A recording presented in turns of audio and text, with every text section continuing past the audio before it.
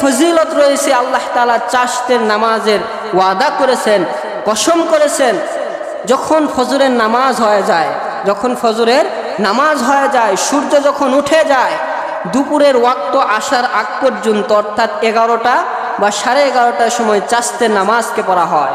আর এই চাশতের নামাজের এত ফজিলত, বিশ্বনবী আমার বলে, যদি কোনো ব্যক্তি রেগুলার চাশতের নামাজ পড়ে আমার আল্লাহর কাছে হাত তুলে দোয়া করতে পারে, তার রিজিকের পেরেশানি দুনিয়ার বুকে আমার আল্লাহ তাআলা কখনো রাখবেন না। আল্লাহু আকবার বলেন। তো প্রত্যেকটা নামাজের ফজিলত রয়েছে। তো আজকে থেকে আমরা জাহান্নামের ভয় অন্তরে আনবো এবং জান্নাতের চিন্তা অন্তরের ভিতরে এনে কখনো গুনার কাজে লিপ্ত হব না, ইনশাআল্লাহ।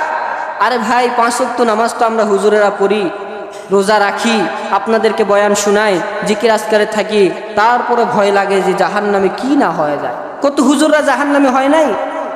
বনি ইসরাইলের হাদিস, বনি ইসরাইলের যুগে যাকে দেখা যায় কত আমল